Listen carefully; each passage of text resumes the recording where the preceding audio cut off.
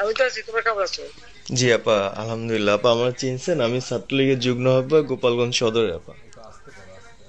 Hello হ্যাঁ। আপা, আপনাকে খুব মিস করতেছি আপা। দেশের অবস্থা তো হ্যাঁ, খুবই বলো বলো। আপা, দেশের অবস্থা তো খুবই খারাপ আপা। আমাদের খুবই খারাপ। সবার উপরে শুরু করছে এখন খুন করা। আপা, আর ওই যে আজকে গতকালকে রাতে তো আপনার পার্টি অফিস থেকে 6 জনকে গ্রেপ্তার করছে, মানে গোপালগঞ্জের পার্টি অফিস থেকে আপা। আপনি নিউজ জানেন কিনা আপা? হুম। আমরা তো বাড়িতে ঘুমাইতে পারতেছি না আপা। এটা প্রশাসন খুব মানে খারাপ করতেছে, যৌথ বাহিনী অভিযান করতেছে আপা, এই অবস্থা। হ্যালো। হ্যাঁ, ওখানে তো একজন শিবির আর একজন হলো ছাত্র দল, তাদেরকে বসাইছে এখন গোপালগঞ্জে। জি আপা, এইটা আসলে গোপালগঞ্জের। এখন আপা আমার আমার আসলে আপনার সাথে অনেকদিন ধরে কথা বলার ইচ্ছা ছিল, বাট আপনি ধরছেন, অনেক ধন্যবাদ আপা। আর আমাদের গোপালগঞ্জে একটা দিক নির্দেশনা দিবে এরকমের একজনকে একটু সেট করলে আমাদের জন্য ভালো হয়। আর দ্বিতীয়ত, তাহলে সারা বাংলাদেশের নেতাকর্মীরা হয়তোবা নামতে পারতো। হ্যাঁ, একজনের নাম বলবা, সাথে সাথে তাদের একটা মামলা দেবে এবং গ্রেপ্তার করে নেবে। ও, তাহলে তো ওইটা আসলে, তাহলে তো সেটাও তো আসলে, তাহলে আমাদের কোন দিকে যে যাব আপা আসলে।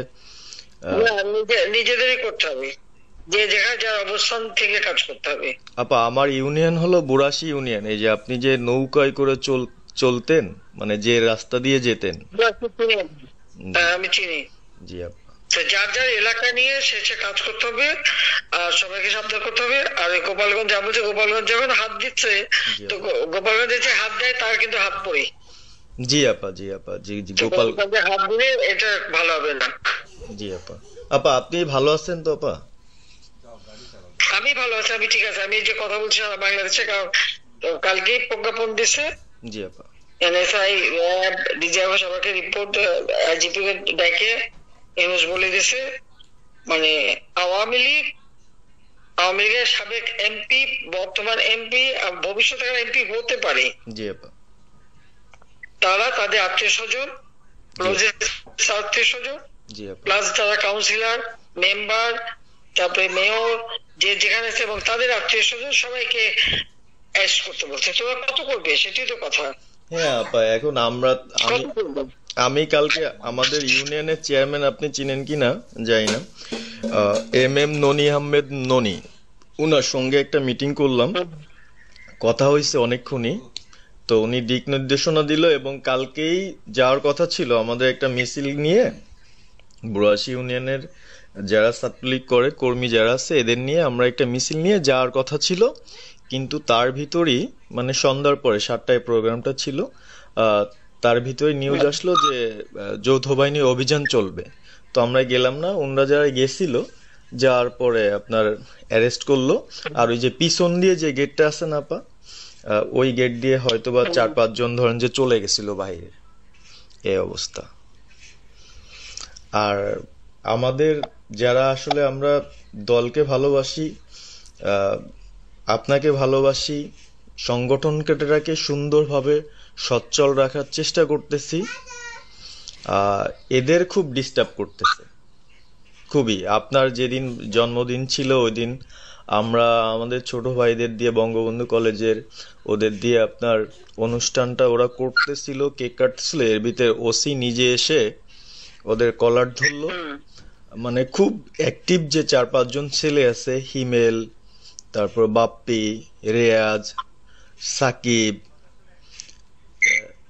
তারপরে সাব্বির, এরা বঙ্গবন্ধু কলেজের আসলে, আহ, আমরা, আমি ব্যক্তিগতভাবে যতটুক না করতে পারতেছি, ওরা ততটুক করতেছে।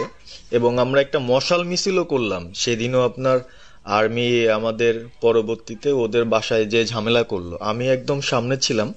আমি আপনার ওই ছবিটা পাঠাইছি, আপনি দেখছেন হয়তোবা। আর প্রত্যেকটা মিছিল মিটিং ইনশাল্লাহ আপা থাকি, কিন্তু এলাকার এমন একটা পরিস্থিতি সৃষ্টি হচ্ছে, সেটা হলো আপনার 75 পরবর্তীতে যেভাবে মানুষজন ভয় পাচ্ছিল, সেই জিনিসটা আপা সবাই করতে চাচ্ছে। মানে জোর করে আসো আমাদের দলে যোগ দাও, মানে দোকানে বসলে, চার দোকানে বসলে অনেক কিছু শোনা যায়, অনেক কিছু বোঝা যায়। কিন্তু এখন আমাদের দরকার সারা বাংলাদেশে, মানে আমার ক্ষুদ্র জ্ঞান থেকে বলতেছি, সারা বাংলাদেশে যে একটা সংগঠনটা চালাবে, আপনি সভাপতি থাকবেন এবং ভারপ্রাপ্ত যদি কাউকে কোনো দেওয়া যায় যাকে ভালো মনে করেন, তাহলে আমাদের সারা 64 জেলা। জি আপা, দাঁড়াও, এত পাকা কথা এখন বলার সময় না। সরি আপা। এখন যার নাম দেব তাকে সবাই আগে অ্যারেস্ট করবে, আর তার নামে সবাই আগে মামলা দেবে। জি আপা। আপা আমাদের মাঝে মাঝে ওই যে প্রেস, মানে কালকে যে প্রেসটা দিচ্ছেন এটা আমি সুন্দর পড়ছি, অনেক ভালো লাগছে এবং আমি আমার ফেসবুকে ছাড়ছি। হ্যাঁ, ওটা আমি নিজে দেখে দিছি, আমি কারেকশন করে দিছি এবং আমাদের ফেসবুক ওটা দেওয়া হচ্ছে, ওইভাবেই যাবে। আর আমাদের কয়েকজন নেতা ঠিক করে দিছি, তারা বিভিন্ন ইস্যুতে একটা করে স্টেটমেন্ট দেবে। জি আপা।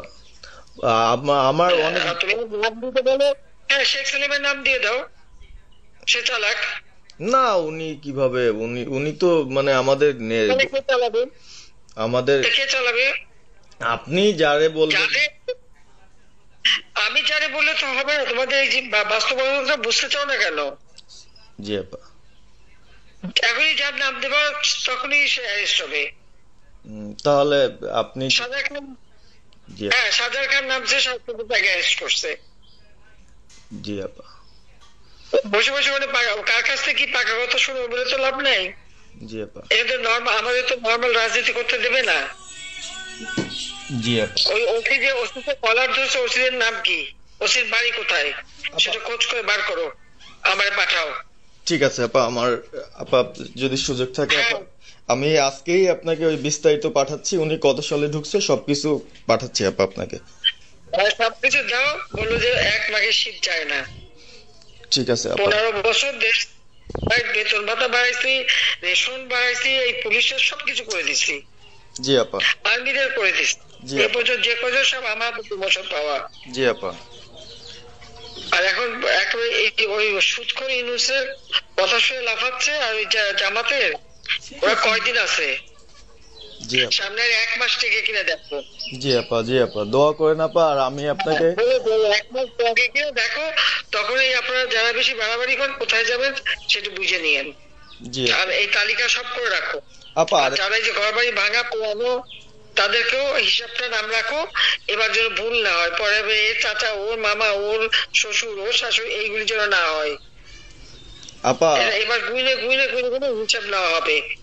জি আপা। জি আপা। আমি গত 2001 কিচ্ছু বলিনি, আমি 2009 সরকার এসেও আমি ওসব কাউকে কিছু বলিনি, আমি দেশের উন্নয়ন করছি। আল্লাহ এরপরে যদি আল্লাহ যদি সুযোগ দেয়, তার আগে যারা আমার নেতা কর্মীকে হাত দিচ্ছে, কোপায় কোপায় ছাত্রলীগে মারতেছে, প্রত্যেকের এক একটা শিক্ষা আমি দিয়ে ছাড়বো। আর আমি যেটা বলি আমি তা করি। ভিডিওটি যদি ভালো লেগে থাকে তো অবশ্যই আমার চ্যানেলটি সাবস্ক্রাইব করবেন। আজকের মতো এখানে শেষ করছি। আল্লাহ হাফেজ। বাংলাদেশ জিন্দাবাদ।